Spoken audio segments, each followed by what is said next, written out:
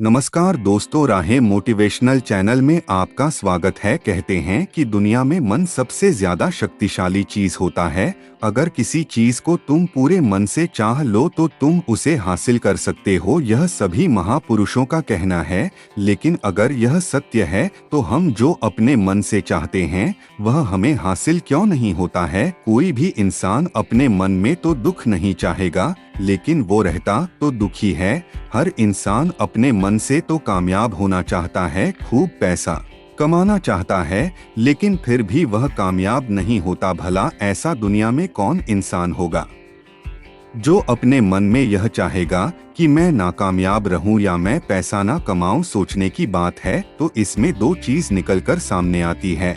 या तो वह महापुरुष गलत थे जिन्होंने यह बात बोली कि मन से चाहे हुई चीज हासिल हो जाती है, या फिर हम गलत हैं। आज की वीडियो में मैं जो कहानी बताने वाला हूँ उसमें आपको एक ऐसा मंत्र मिलेगा। उसे समझने के बाद आपको एक ऐसा मंत्र का पता चलेगा जिससे आप यह समझ पाएंगे कि अपने मन से कोई भी चीज कैसे करवाई जाती है, मन में किसी भी बात का बीज कैसे बोया जाता है। यह इस कहानी से आपको अच्छी तरह से समझ में आ जाएगा और इससे आप यह भी समझ पाएंगे कि आकर्षण का नियम, लॉ ऑफ अट्रैक्शन, कैसे काम करता है। कहानी छोटी सी है लेकिन बहुत ही गहरी है। इस वीडियो को पूरा लास्ट तक देखना तो ही आप अच्छे से इस कहानी का पूरा लाभ ले पाएंगे। तो चलिए कहानी शुरू करता हूँ और समझते हैं। एक बार की बात है, एक आदमी के जीवन में सिर्फ दुख ही दुख थे। वह जो भी काम करता उस बेचारे का वह काम पूरा ही नहीं होता। घर में आता तो घर में कलेश बना रहता, किसी से कोई मदद मांगता तो कोई उसकी मदद नहीं करता। ऐसा लगता था कि चारों तरफ से उसके ऊपर दुख का पहाड़ टूट पड़ा है। उसे समझ नहीं आ रहा था कि मैं इन दुखों से कैसे पार पाऊं। वह दिन रात यही सोचता रहता था कि अपने दुखों से छुटकारा कैसे पाना है। इसी कारण से वह रात में सो भी नहीं पाता था। उसकी आंखों के नीचे बड़े बड़े काले घेरे बन गए थे जो इस बात का प्रतीक थे कि वह आदमी कितना दुखी है और कितना चिंतित है। कभी कभी तो उसके मन में आत्महत्या करने के भी ख्याल आते थे, लेकिन अपने परिवार की चिंता करके वह यह कदम नहीं उठा पाता। वह इतना दुखी हो गया कि उसने निर्णय किया कि वह इन दुखों से छुटकारा पाकर ही रहेगा। इसके लिए चाहे उसे कितनी ही मेहनत करनी पड़े, कुछ भी करना पड़े, चाहे अंगारों पर चलना पड़े, लेकिन इन दुखों से छुटकारा हासिल करके रहूंगा। ऐसे ही एक दिन उसने अपने मित्र से पूछा कि मैं अपने जीवन को कैसे सुधारें। उसके मित्र ने उसे बताया कि तुम किसी बाबा के पास जाओ। बाबाओं के पास ऐसा मंत्र होता है जिससे सारे दुख मिट जाते हैं, जीवन खुशियों से भर जाता है और धन संपदा भी हासिल होती है। तुम किसी ऐसे बाबा को ढूंढ लो, बस तुम्हारा काम बन जाएगा। उस आदमी के मन में यह बात पूरी तरह से पक्की बैठ गई कि कोई बाबा ही मेरा दुख दूर कर सकता है, और इसीलिए उसे किसी भी बाबा के बारे में पता चलता तो वह उस बाबा के पास पहुंच जाता, उस बाबा को अपनी समस्या बताता और उससे उसका समाधान पूछता और कहता कि बाबा, मैं कुछ भी करने के लिए तैयार हूं, लेकिन मेरी इन समस्याओं से मुझे छुटकारा दिला दीजिए। आप जो कहेंगे मैं वह करूंगा, लेकिन मेरे जीवन को सुधार दीजिए। बाबा उसे कुछ टोने टोटके बताते थे करने के लिए और बदले में दान दक्षिणा ले लेते थे कि यह टोना टोटका करने के बाद तुम्हारे घर में सुख शांति बनी रहेगी। बस इस टोटके को पूरी विधि के साथ करना। वह आदमी घर लौटकर पूरी विधि के साथ टोने टोटके करने लगा, लेकिन बहुत टोने टोटके करने के बाद भी उसके जीवन में कुछ बदलाव नहीं आया। इसके विपरीत उसका जीवन और ज्यादा दुखी हो गया। जो भी बाबा उसे टोना टोटका देता था वह बदले में उससे दान दक्षिणा लेता था, जिससे उसका धन भी धीरे धीरे खत्म हो रहा था। इससे उसके जीवन में दुख और ज्यादा बढ़ गया। तब उसे लगा कि बाबाओं के पास जाने से तो मेरे जीवन में दुख कम होने की वजह बढ़ते ही जा रहे हैं, तो मुझे क्या करना चाहिए? बाबाओं के पास जाऊं या ना जाऊं? फिर एक दिन एक आदमी ने उसे बताया कि तुम अपने घर में किसी पंडित को बुलाकर हवन करवा लो, हवन होगा, घर शुद्ध हो जाएगा। कोई भी बुरी ऊर्जा होगी घर में तो वह घर से बाहर चली जाएगी। किसी पंडित को बुलाकर पूरे विधि विधान उसे मंत्र उच्चारण कराओ, हवन कराओ, जिससे घर में सुख शांति आए। उस आदमी के मन में यह बात बैठ गई और उसने एक पंडित को अपने घर पर बुलाकर हवन करवा दिया। हवन अच्छी तरह से संपन्न हुआ। बदले में पंडित ने भी अच्छी दान दक्षिणा ली और उसके बाद वह वहां से विदा हो गया। लेकिन कुछ दिनों के बाद उस आदमी को महसूस हुआ कि उसके जीवन में अभी भी कोई बदलाव नहीं आया है। अब वह आदमी पूरी तरह से दुखी हो गया और ज्यादा परेशान हो गया। अब तो उसे लगने लगा था कि मेरे जीवन में से दुख कभी खत्म ही नहीं होंगे, और यही सोच सोच कर उस आदमी का बुरा हाल हो गया था। फिर एक दिन उसे अपने मित्र से एक ऐसे बाबा के बारे में पता चला जो समाधान बताने के लिए कोई दान दक्षिणा नहीं लेता था। उस आदमी को लगा कि यह बाबा दूसरे बाबाओं की तरह नहीं हो सकता, क्योंकि यह तो दान दक्षिणा लेता ही नहीं, और अगर दान दक्षिणा नहीं लेता तो यह सच में कोई सिद्ध बाबा होगा। और यही सोचकर वह उस बाबा के पास पहुंच जाता है। जब वह आदमी वहां पर पहुंचता है तो वह बाबा ध्यान में बैठे हुए थे। यह देखकर वह आदमी वहीं पर चुपचाप बैठकर ध्यान से बाहर आने का उनका इंतजार करने लगा। थोड़ी देर बाद बाबा ने आंखें खोली तो सामने एक दुखी और परेशान युवक को बैठे देखा। उसकी आंखों के नीचे काले घेरे देखकर ही समझ गया कि यह आदमी अपने जीवन से कितना परेशान है। उसे संबोधित करते हुए बाबा ने पूछा कि बच्चा, क्या चाहते हो?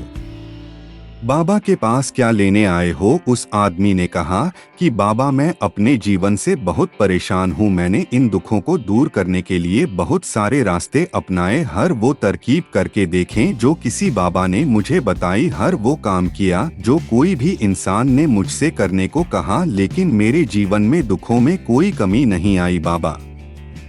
इसके विपरीत मेरे जीवन में दुखों में बढ़ोतरी हो गई है। मुझे समझ में नहीं आ रहा है कि मैं क्या करूं। कभी कभी तो मैं आत्महत्या करने की सोचता हूं, लेकिन मैं अपने परिवार की सोचकर मैं यह कदम नहीं उठाता हूं। मैंने आपके बारे में बहुत सुना है बाबा, और मैं बहुत उम्मीद के साथ आपके पास आया हूं। कृपया करके मुझे कोई ऐसा मार्ग बताएं जिससे मुझे अपने दुखों से छुटकारा मिल जाए। मैं अपने दुखों से छुटकारा पाने के लिए कुछ भी करने को तैयार हूं।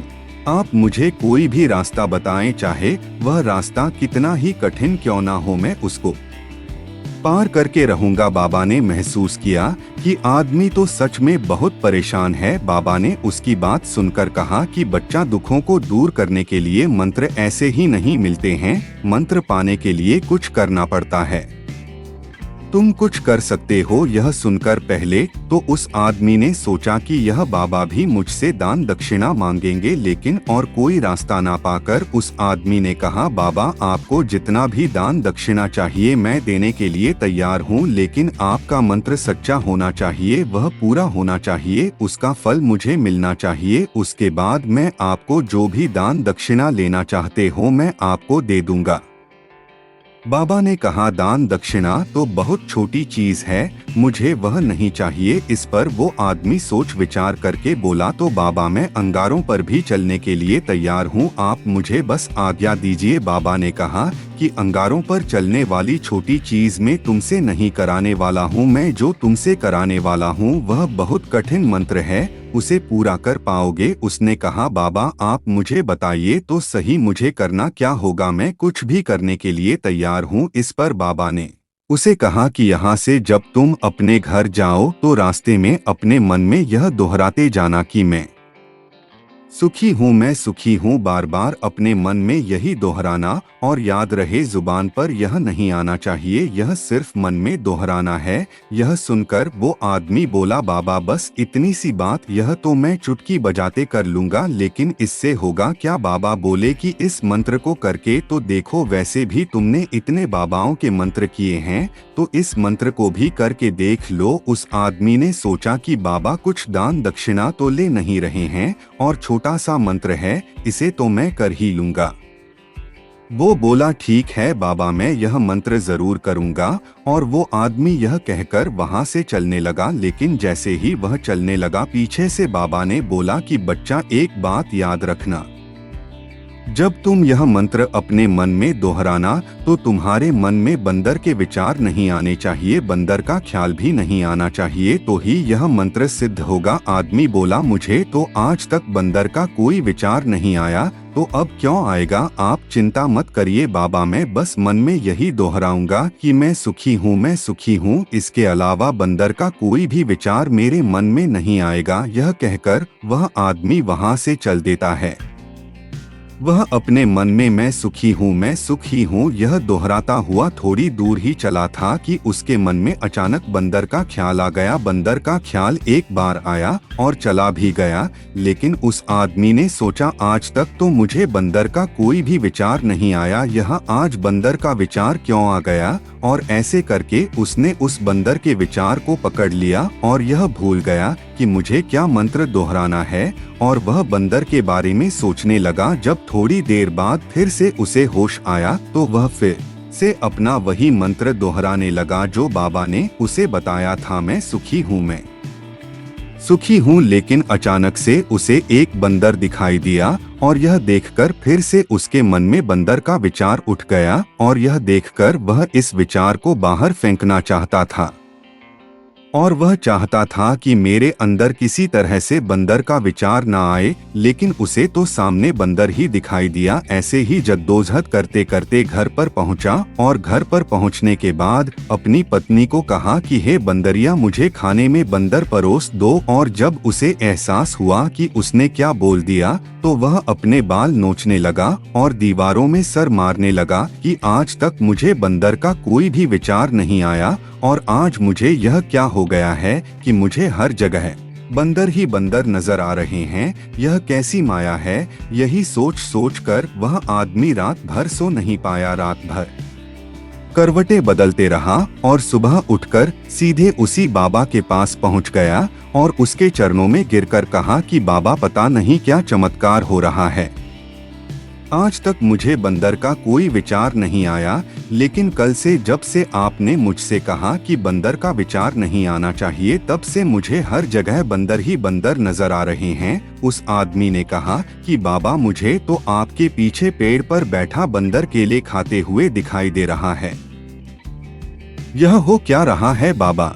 यह सुनकर बाबा हंसने लगे। हाँ हाँ हाँ हाँ बच्चा, मन का जाल एक ऐसा जाल है जिसे समझ पाना इतना आसान नहीं है। बंदर तो तुम्हारे रास्ते में पहले भी आते थे। जब तुम मेरे पास आए थे तो इन्हीं पेड़ों पर यह बंदर घूम रहे थे, लेकिन तब तुम्हारे ध्यान में यह बंदर नहीं था, तब तुम्हारे ध्यान में सिर्फ दुख थे। इसके बाद बाबा ने उसे बताया कि बच्चा, हम जिस चीज से भी दूर भागना चाहते हैं वही चीज हमारे मन में बहुत गहरे में प्रविष्ट हो जाती है और हमारे अंतर्मन में समा जाती है। असल में हम जिस चीज से छुटकारा पाना चाहते हैं उससे छुटकारा इसीलिए पाना चाहते हैं कि वह हमारे साथ बहुत गहरे से जुड़ी हुई है, और हम जितना ही उससे छुटकारा पाना चाहते हैं वह उतनी ही गहरी हमारे मन में बैठती चली जाती है और आखिरकार हमारे अंतर्मन में छा जाती है। ऊपर से तो हम चाहते हैं सुखी होना कि मैं सुखी हूँ, सुखी हूँ, हमारे होंठ भी यही बोलते रहते हैं, लेकिन हमारे मन में दुख समाये होते हैं। हमारे विचारों में, हमारे मन में दुख ही दुख दिखाई देते हैं। इसीलिए अपनी जुबान से बार बार यह बोलने से कि मैं सुखी हूँ, मैं सुखी हूँ, हम सुखी नहीं होंगे जब तक यह मंत्र हमारे अंतर्मन में प्रविष्ट नहीं होगा।